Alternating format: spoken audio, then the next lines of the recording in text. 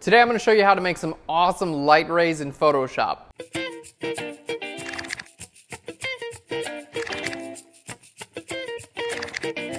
Hey guys, welcome to Phlearn. My name is Aaron Nace. You can find me on Twitter at AKNacer. Welcome back from the holidays. Hope you had an amazing Christmas or Hanukkah or Kwanzaa or any other holiday that you celebrate. And we're getting ready for a great new year. Today we've got an image from Ruben Chase. He entered our contest that was a submitted image from a really low angle, and I think he did a great job. This is a super low angle, and it lends itself really nicely to add some lens flare and some like light rays and cool things like that. So we're gonna do quite a bit today, and let's go ahead and get into it. So here's our image. It's really great. We have some really nice cyans, like a turquoise up at the top, and it goes to really deep, like dark blues here at the bottom. Now, there are almost some light rays already coming through, so this is a really good chance to add light rays. Generally, you don't want to add light rays or lens flares or things like that when there's not really anything there to give it. Like, for instance, what you're seeing of me right now. A lens flare wouldn't make any sense because there's no light coming from the back. But if I did have a light back here, you could do like a big lens flare. So if something's backlit, that's a great time for lens flares. The first thing we need to do is kind of prep this a little bit and get this area a little bit better suited to actually get a light flares or lens flares. And to do that, you want to isolate your highlights. So I'm looking at this image, and here are my highlights right up here, these light areas. And I'm going to go ahead and bring up the lights in those areas. So to do that, what we're going to do is go over here to our channels. You can also go to Window, down here to Channels. And I'm going to look at my different color channels. So let's click on our red channel, our green channel, and our blue channel. And what these do is they kind of represent the different channels of your image in light and dark. So you can see the lighter areas are where you have information from your red channel. The green channel, you can see there's quite a bit more light, and the blue channel is the lightest of all. Now, what we're looking for is a contrast here, because I don't want to bring out those lights. So I'm looking for a contrast that's going to help me do that. And here in the red channel, you can see there's a big contrast between the lights and the rest of it, because there's not much, all this is black. So what we're going to do is I'm going to go ahead and select this out. To do it, all you have to do is hold down Command or Control and click here on the thumbnail. And it's going to turn the lighter areas into a selection. So anything lighter than black becomes selected. All right, now that it's a selection, I'm going to go back to my layers and create a new layer. Now you can do really whatever you want with this. You can do a duplicate of your background layer. You could fill this with white. You can use this selection for curves. You can do all kinds of really cool things. I'm going to go ahead and use it as a selection for curves because I just said that and I think it sounds cool. Let's go ahead and grab a curves adjustment layer. So you can see our selection is still active. I zoom in there. There we go. Our selection is still active. So I'm going to grab here an adjustment layer, and we're going to go to curves. Now, what it did when I loaded curves is, let's go ahead and get rid of that. When I loaded my curves, it got rid of my selection. You can't see it anymore, but what it did instead is it loaded it into my layer mask. So if I hold Alt or Option, this is now what my layer mask looks like for the curves adjustment layer. So the curves adjustment layer, it's not going to be visible here where it's darker. It's only going to be visible here in the lighter areas. Okay, let's hold down Alt or Option and click on that as well. So now what we want to do is just go ahead and click, let's dock that over there, and I can bring up the brightness of that area. So as I bring this up, you can see it's going to bring up the brightness, or you could even bring down the brightness. If you have something that's overexposed, this is a great way to isolate your highlights and then bring them down for, bring your exposure down. But we're doing the opposite. We're going to go ahead and bring that up a little bit, and that's just going to bring our highlights up. All right, so there we can see we isolated the highlights, and then we're making a little bit brighter. Now, if you want to, this is going to be just a little bit different. You can give this layer mask a little bit of a blur, and that's going to make the light kind of look like it's kind of peeking out. But I'll go ahead and show you what that looks like, but I think we're going to do it in a slightly different way. All right, so you can see the blur just kind of like makes it a little bit less detailed, but we're going to do it in a little different way. All right, I want to show you guys a lot of different techniques to do this. So on a new layer, I'm going to go up here to Select, and we're going to go to Color Range. And now I'm just going to click on this lighter area. Here my selection preview, let's choose grayscale so you can actually see what gets selected. All right, and again, this is just, we're doing a couple different ways of selecting those highlights out. So I selected out the lighter range, and let's hit OK. Now these are selected again, and I'm going to hit Shift Delete to bring up my fill dialog. Let's go ahead and say fill with white. There we go, and Command D to deselect. So now those areas up there are filled with white, and right now you can't really tell a whole lot of difference. If I move it around, you can see that this is basically what's on my new layer. Just those areas, the highlight areas, and they're completely white. Now what's really cool is I'm gonna add a little bit of blur, and this is gonna make it look like light peaking. So we're gonna go to filter, down here to blur, and over to Gaussian blur. And now when I bring up my blur, you can see that it kind of adds, if you go too much, you're gonna kind of lose your effect. Too little, and you're gonna lose the effect as well. But somewhere right about there, in this case it's 12 pixels, so that's gonna depend on your image size, by the way. So don't just choose 12 for your image, because if your image is larger, you'll need to choose a larger blur. All right, so what we can see now is just that little bit of blur kind of adds like a little bit of that dream-like quality and interest to the image. And I think that sort of thing is awesome. All right, so let's go ahead and start adding some lens flares, or some light flares into this, and I think we're gonna finish it off with a lens flare. I'm gonna just show you guys how to make that, because it's gonna be really cool. So what we're gonna do is I'm gonna grab a curves adjustment layer again, and we're just gonna click right here in the middle and drag that like way up like this, to the point where it's just completely obnoxious. There we go. That looks great. Now what we're gonna do is I'm gonna click on this layer mask, and I'm gonna hit Command I on that layer mask, and that's gonna invert my layer mask. Let's just grab our properties and kind of put them right in here.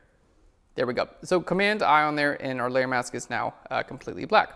So what we're gonna do is I'm gonna choose a brush and paint white with my brush, and just some like little patches like this. You know, make some larger and smaller. You can hold down Control and Option to make your brush larger and smaller. And just kind of play around with this. Now the whole point of this is when light travels through a surface like water or whatever have you, it doesn't travel evenly. It travels in patches.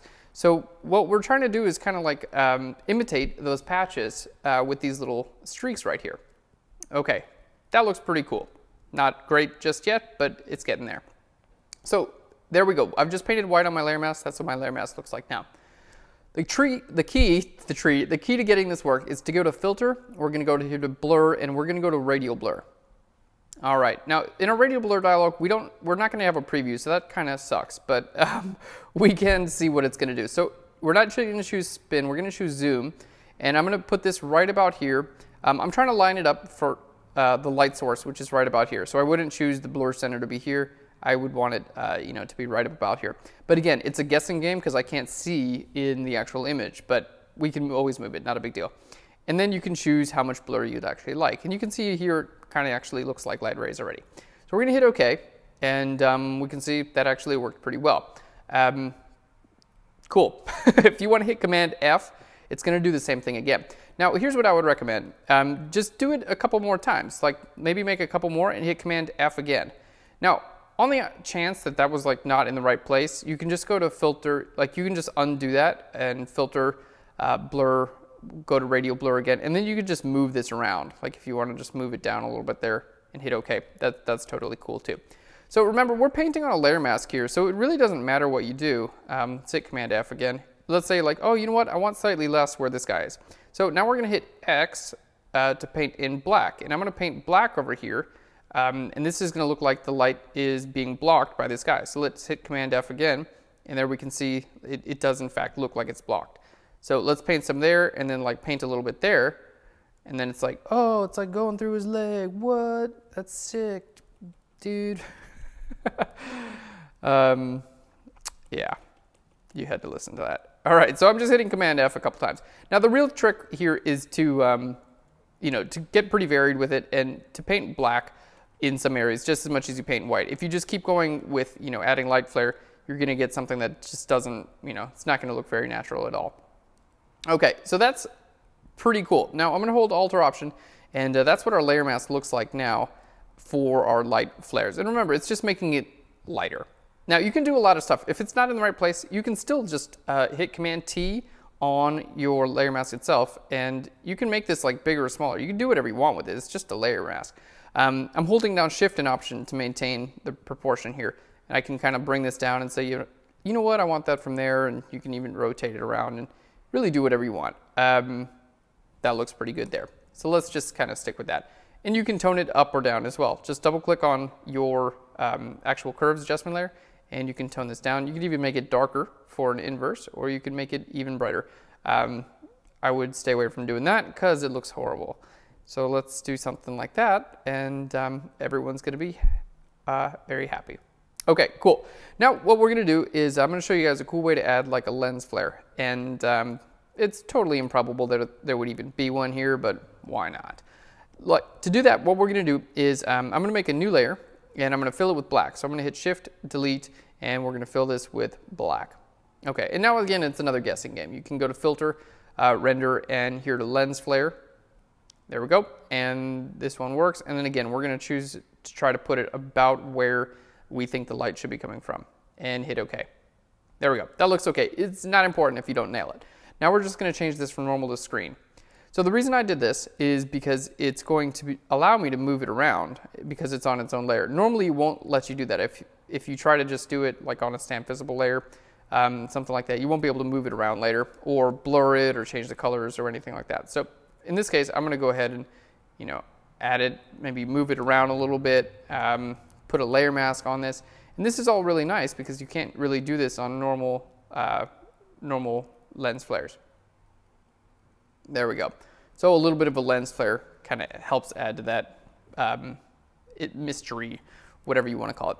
Okay, the last thing we're going to do is kind of sell this a little bit because I think that lens flares in Photoshop tend to be just a little bit flat. So what we can do is let's just grab our curves adjustment layer, bring that up, and I'm going to make it look like there's some stuff on a lens. Just crud, I don't know. And to do that, I'm just going to add a couple of these like little, points like that. So all I did was grab my brush tool with a flow of about 20% and just clicked a few times. This is what my layer mask looks like. It's like bokeh, I'm just painting it on there. Not too hard, and yeah, if you don't like one, you can just be like, I don't like that one, okay? So you can get rid of that one, fade that one away. Whatever you want to do, and you're good to go. So that's it, guys. Let's go ahead and show you guys the before and the after, and shift click all those. Let's go ahead and group them. So there's our before. Still a really cool image, but the after, now we have all kinds of light effects coming through, and this is way more than I would normally do, by the way. So if you do this and you're like, you look at it the next day and you're like, oh man, it's too much, just lower down the opacity and you'll be good to go. And there we have it. Guys, thanks so much for watching this tutorial from Phlearn.com. I hope you enjoyed it. Submit your images in our contest. Every week we have a contest on Mondays, and you could have your image edited on Phlearn.com. Thanks so much for watching, guys. I'll Phlearn you later. Bye, everyone.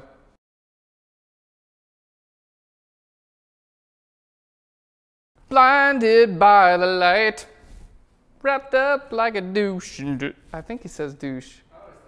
I think he says douche. If anyone knows what he says, let me know, because it's really weird.